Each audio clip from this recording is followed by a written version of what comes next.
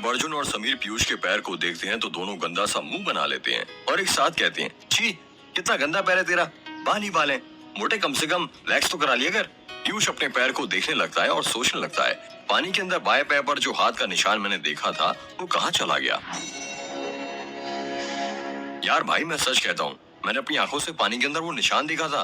पीयूष ने कहा, मोटे तुझे बिन पिए ही नशा हो गया, रात में पता नहीं तेरा क्या हाल होगा। समीर ने कहा, चल अब चलें, काफी देर हो गई है। अर्जुन ने कहा। वो तीनों अपनी जगह से उठते हैं और तालाब से हवेली की तरफ जाने लगते हैं। रुद्र नहा धोकर तैयार होकर हवेली के बाहर खड़ा था। जैसे ही उसे समीर, पीयूष और अर्जुन आते हुए दिखते हैं, उनसे पूछता है, कहाँ गए थे तुम तीनों बिना बताए? तुम्हें जरा भी अंदाजा है मेरा क्या हाल हो गया था? यार हम बस वो नहाने चले गए थे तालाब पर, समीर ने कहा। तालाब पर? रुद्र ने चौंकते हुए कहा। तभी वहाँ पर अनन्या और तन्वी आ जाती हैं। उन दोनों ने भी नहा लिया था और तैयारी हो गई थी। कहाँ चले गए थे तुम तीनों? कब से हम लोग खाने के लिए तुम्हारा इंतजार करें? अनन्या ने कहा। यार कहीं नहीं, बस यहीं थे, समीर ने कहा। अनन्या नोटिस करती है कि पीयूष को चुप चुप है। वो पीयूष की ओर उंगली करते हुए कहती है, ये मोटे को क्या हुआ, इतना चुप चुप क्यों है? समीर हंसते हुए कहता, मैं बताऊं? नहीं रहने देना भाई। पीयूष ने कहा, नहीं मैं तो बताऊंगा, बताना जल्दी बता। अनन्या ने उत्साहित होते हुए पूछा, पता है तालाब के अंदर भाई साहब को किसी ने पैर पकड़ लिए थे। क्या? रुद्र ने चौंकते हुए पूछा। हाँ भाई, समीर ने कहा। अनन्या हंसते हुए कहती है, अच्छा हुआ पैर ही पकड़ा, कुछ और नहीं पकड़ा, वरना हमारा पीयूष तो किसी को मुंह दिखाने लायक ही नहीं रहता। अनन्या की बात सुनकर पीयूष को छोड़कर बाकी सब हंसने लगते हैं। सभी लोग बातें ही कर रहे थे कि तभी वहाँ पर रुद्र की चाची की बेटी स्वाति आ जाती है और कहती है, रुद्र भैया मम्मी सबको खाना खाने के लिए बुला रही हैं, जल्दी चलिए। हाँ तुम चलो स्वाति, हम आते हैं। चलो जल्दी चलो भाई, चाची ने खाने के लिए बुलाया है, वरना नाराज हो जाएंगी। सभी लोग हवेली के अंदर जाने लगते हैं। रात हो गई थी और शादी की सारी तैयारियां भी हो गई थी। पूरी हवेली को लाइटिंग से सजाया गया था जो बहुत सुंदर लग रहा था। गार्डन में लगे पेड़ पौधों को हरी वाली लाइट से सजाया गया था। मंडप बाहर ही लगा था और उस पर गोल्डन लाइट लगाई हुई थी। मेहमानों का भी आना शुरू हो गया था।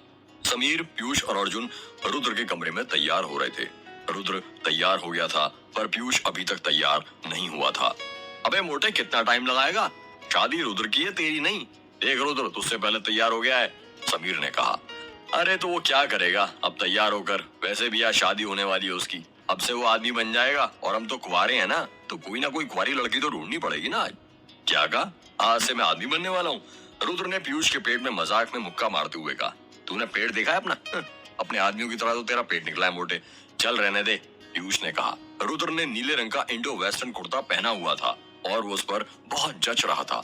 रुद्र ने अभी सेहरा नहीं बांधा था क्योंकि रस्म के अनुसार वो दूल्हे की माँ बांधती है। रुद्र बेटा कितना वक्त और लगेगा? रुद्र की माँ की नीचे से आवाज आती है।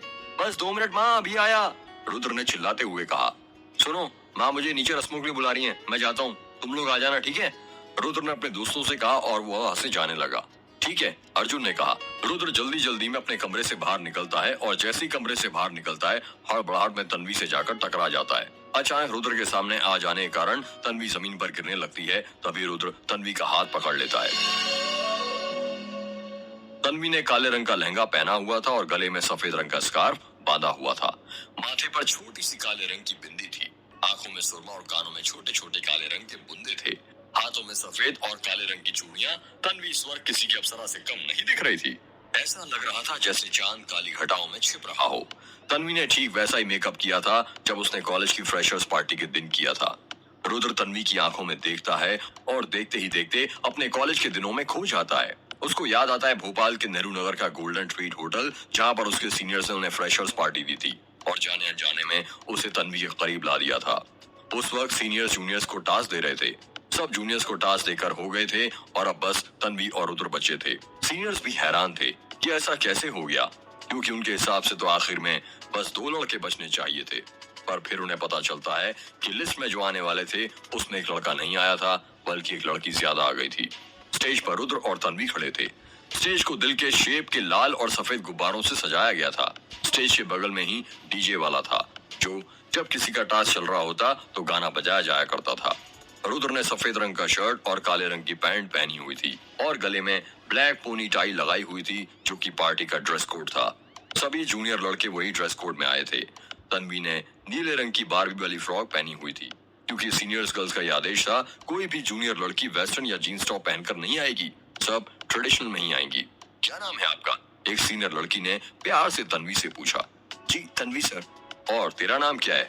उसी सीनियर लड़के ने रुद्र से पूछा। जी सर रुद्र। तो देखा भाई लोग, तुम दोनों का टास्क कुछ इस प्रकार है। तुम दोनों को एक दूसरे को प्रपोज करना है, पर इसमें कुछ बदलाव हैं, और वो ये हैं कि तन्वी जो है वो लड़का बनेगी और रुद्र तुम जो हो तुम्हें लड़की बनना है। उसी सीनियर लड़के ने कहा। सब सीनियर्स ये सुनकर जोर जोर से हंसने लगते हैं। तन्वी और रुद्र घबराने लगते हैं। तन्वी, तुम्हें कोशिश करनी है रुद्र से हाँ बुलवाने की, और रुद्र तुम्हें हाँ नहीं बोलना है, सख्त बनना है, ठीक है? एक सीनियर लड़की ने कहा। जी मैम ठीक है, रुद्र और तन्वी दोनों ने एक साथ कहा। एक सीनियर लड़का रुद्र को एक दुपट्टा ला कर देता है और कहता है, चल अब ओढ़ ले इसे और बचा ले अपनी लाज। रुद्र चुपचाप वो दुपट्टा ओढ़ लेता है, क्योंकि उसे पता था कि सीनियर को मना करने का क्या नतीजा होता है। पूरे 4 साल कॉलेज आपके लिए जेल बन जाती है। ना ही नोटिस मिलते हैं, ना ही किसी सीनियर का सपोर्ट होता है। सुनिए, तन्वी प्यार से रुद्र से बोलती है। रुद्र कुछ जवाब नहीं देता। मैं ना आपसे बहुत प्यार करता हूँ, तन्वी ने कहा। तभी एक सीनियर लड़की कहती है, ओ मैडम, फिल्में नहीं देखती क्या? ऐसे कोई डायरेक्ट प्रपोज करता है क्या? थोड़ा सा प्यार से बोलो, थोड़ी रोमांटिक बनो। मम्मी पापा ने क्या गुस्से से मना किया था क्या तुम्हें? उस लड़की की बातें सुनकर सब लोग हंसने लगते हैं और तन्वी के हाथ और कपकपाने लगते हैं। मैं ना आपसे बहुत प्यार करता हूँ, क्या आप मुझसे शादी करेंगी? अरे ओ मैडम, तुझे प्रपोज करना बोला था, तू तो सीधे शादी पर ही आ पहुंची। बड़ी जल्दी लगता है तुझे सुहागरात की। उसी सीनियर लड़की ने कहा। तन्वी कपकपाते हुए फिर से बोलती है, आई लव यू, पर उधर कुछ जवाब नहीं देता। सभी सीनियर्स का मूड ऑफ हो जाता है और वो एक दूसरे से कहते हैं, ये बोर कर रही है यार, इसको हटाओ। हाँ यार, इससे नहीं हो पाएगा। तभी एक सीनियर लड़का कहता है, रुद्र अब तू वापस से लड़का बन जा, और तन्वी तुम वापस से लड़की बन जाओ। अब रुद्र तुझे प्रपोज करना है तन्वी को, और सुन ले रुद्र, पूरी फीलिंग के साथ होना चाहिए, और मैं एक ही बार कराऊंगा। यदि हमें मजा नहीं आया तो तू जानता है तेरी कैसे रैगिंग होगी। इतना कहकर वो सीनियर रुद्र के हाथों में गुलाब दे देता है और कहता है, चल अब शुरू हो जा। रुद्र अपने सिर पर से दुपट्टा हटाता है और उसे जमीन पर रख देता है। रुद्र अपने घुटनों के बल बैठ जाता है और तन्वी की आंखों में देखने लगता है। डीजे वाला स्लो साउंड में कबीर सिंह मूवी का मेरी राह तेरे तक है, तुझ पर ही तो मेरा हक है की ट्यून बजाने लगता है। रुद्र तन्वी की आंखों में देखते हुए कहता है, वो सारी बातें जो मैंने तुमसे छुपा कर रखी थी, इस डर से कि कहीं दोस्ती न टूट जाए हमारी, पर ये सब जानते हुए भी मैं आज तुमसे वो सारी बातें कहूंगा, चाहे उसके बाद तुम मेरा दिल ही क्यों ना तोड़ दो। कॉलेज में तुम्हें पहली बार देखना मेरे लिए ऐसा था जैसे किसी राहगीर को उसकी मंजिल मिल गई हो, जैसे भंवरे को कोई खिलता हुआ फूल मिल गया हो, जैसे अंधेरी रात को चांद का नूर मिल गया हो, जैसे भटकती हुई रूह को उसका जिस्म मिल गया हो जिसमें वो समाना चाहता हो। कॉलेज की कैंटीन में चुपके चुपके तुमको देखना और तुम्हारे देखते ही वाटर कूलर के पीछे छुप जाना, कुछ ऐसा था जैसे सूरज का बादलों के पीछे छुप जाना और धरती को चुपके चुपके निहारना। तुम्हारी एक झलक देखने के लिए मेरा रोज कॉलेज आना ठीक ऐसा था जैसे किसी पुजारी का रोज मंदिर आना। तुम्हारे सामने तुमसे कभी बात ना करना और आईने के सामने जाकर हर वक्त खुद से तुम्हारी बातें करना ऐसा था जैसे किसी कवि का कविता लिखते वक्त रात को उसकी कविताएं से बातें करना।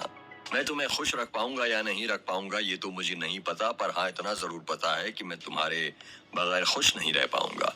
तुम्हारे सारे ख्वाब जो तुमने अपने लिए देखे हैं, जिसमें भले ही मैं नहीं पर उन ख्वाबों को सच करने का जरिया बनना चाहता हूँ मैं, उन्हें हकीकत में तब्दील करना चाहता हूँ मैं, तुम्हारे आंसुओं को अपनी आंखों में भरना चाहता हूँ मैं, तुम्हारे चेहरे का नजर का टीका बनना चाहता हूँ मैं, तुम्हारी जिंदगी का किरदार बनना चाहता हूँ मैं। बोलो क्या तुम मेरी जिंदगी का किरदार बनोगी? बोलो तन्वी, क्या तुम मेरी जिंदगी का किरदार बनोगी? तन्वी रुद्र की बातें सुनकर एकदम चुप हो जाती है। रुद्र की दिल की धड़कनें थम सी जाती हैं और तन्वी की सांसें ऊपर नीचे चलने लगती हैं। गाने की ट्यून बजते बजते अपने आप रुक जाती है, जैसे वो भी तन्वी का जवाब सुनना चाहती हो। वहाँ पर जितने भी सीनियर जूनियर थे सब चुपचाप थे, सब जानना चाहते थे कि तन्वी रुद्र को क्या जवाब देती है। अनन्या, अर्जुन, पीयूष और समीर सभी की निगाहें तन्वी के ऊपर जमी हुई थी।